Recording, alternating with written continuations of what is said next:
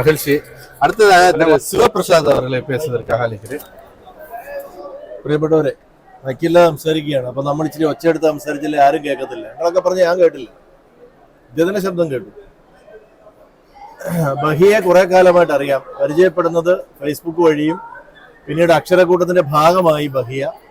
അതിനു മുമ്പ് തന്നെ ഒരു വലിയ മുഖ്യധാരാ പ്രസിദ്ധീകരണത്തിലേക്ക് അയച്ചു കൊടുത്ത ഒരു നോവലറ്റ് അവർ ദീർഘകാലം പ്രസിദ്ധീകരിക്കാമെന്ന് പറഞ്ഞ് സൂക്ഷിക്കുകയും എന്നാൽ പ്രസിദ്ധീകരിക്കാതിരിക്കാൻ ഒരു കാരണമായി പറഞ്ഞത് അതിനകത്തുള്ള ചില പരാമർശങ്ങൾ പുരുഷവിരുദ്ധമാണ് എന്നുള്ളതായിരുന്നു.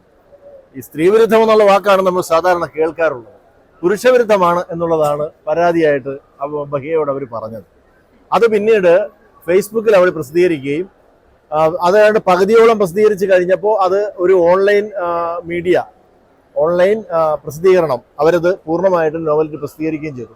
അപ്പോഴതിൻ്റെ പേജുകൾ എനിക്ക് ബഹിയ അയച്ചു തരികയും ഞാനും എൻ്റെ ജീവിത പങ്കാളിയായ മായയും അത് വായിക്കുകയും വളരെ ഹൃദയസ്പർശിയായിട്ടുള്ള ഒരു അധ്യാപികയുടെ ഓർമ്മകളായിട്ട് തുടങ്ങുന്ന എന്നാൽ തൻ്റെ ചുറ്റുവട്ടത്തുള്ള ജീവിതത്തെ മനോഹരമായി നോക്കിക്കാണുന്ന വളരെ തൻ്റെടമുള്ള ധിഷണയുള്ള ഒരു വ്യക്തിയുടെ ലോകവീക്ഷണം അതിൽ നിറഞ്ഞു നിൽക്കുന്ന തരത്തിലുള്ള ഒരു രചനയായിരുന്നു അത്.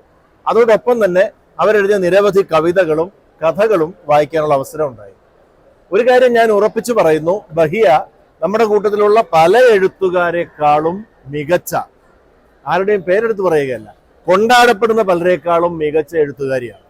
അവരുടെ എഴുത്ത് വളരെ ശ്രദ്ധേയമായ നിലയിൽ ഭാഷയുടെ ഭംഗി കൊണ്ടും വിഷയം അവതരിപ്പിക്കുന്ന രീതി കൊണ്ടും വിഷയത്തിന്റെ കാര്യത്തിൽ ഒരു നിലപാട് കൃത്യമായി പറഞ്ഞുകൊണ്ടും, അത് ഏതെങ്കിലും പക്ഷത്തിന്റെ അല്ല, മനുഷ്യപക്ഷം എന്നൊക്കെ മാനവികത എന്ന് പറയുന്ന പ്രധാന പോയിന്റ്.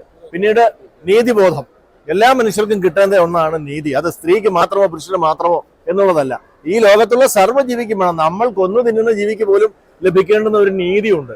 ആ നീതിക്ക് വേണ്ടിയുള്ള പോരാട്ടം, അത്തരത്തിലൊരു നിലപാട് കൃത്യമായി പറയുന്ന ആളാണ് ബഹിയ. അവരുടെ എല്ലാ കൃതികളിലും അടിയൊഴുക്കായിട്ട് അതുണ്ട്. സ്വാതന്ത്ര്യം എന്നത് വളരെ പ്രധാനമായി, പ്രാണവായു പോലെ പ്രധാനമായ ഒരാശയം എന്ന നിലയിൽ സ്വാതന്ത്ര്യം അതിനകത്ത് വരുന്നുണ്ട്. സ്വന്തം മുഖമൊഴികെ ശരീരം മറയ്ക്കുമ്പോൾ തന്നെ മറ്റുള്ള മനുഷ്യരുടെ സ്വാതന്ത്ര്യത്തെക്കുറിച്ച്, തൻ്റെ സ്വാതന്ത്ര്യത്തെക്കുറിച്ച് മാത്രമല്ല മറ്റുള്ള മനുഷ്യരുടെ സ്വാതന്ത്ര്യത്തെക്കുറിച്ചും ബഹിയ ധാരാളമായിട്ട് എഴുതുകയും തൻ്റെ കഥാപാത്രങ്ങളെ കൊണ്ട് സംസാരിപ്പിക്കുകയും ഒക്കെ ചെയ്തിട്ടുണ്ട്. അപ്പൊ ചുരുക്കത്തിൽ ഈ പുസ്തകവും അത്തരത്തിൽ വളരെ സ്വതന്ത്ര ചിന്തയുള്ള ഒരു സ്ത്രീയുടെ മികച്ച ഭാഷയിലുള്ള ഒരു എഴുത്തായി ഈ ഓർമ്മക്കുറിപ്പുകളെ വായിക്കാൻ കഴിയുമെന്നാണ് എൻ്റെ വിശ്വാസം. അത്തരത്തിൽ ഈ പുസ്തകം കൂടുതൽ ശ്രദ്ധ നേടട്ടെ എന്ന് ഹൃദയപൂർവ്വം ആശംസിക്കുവാൻ ഈ അവസരം വിനിയോഗിക്കുന്നു. നന്ദി.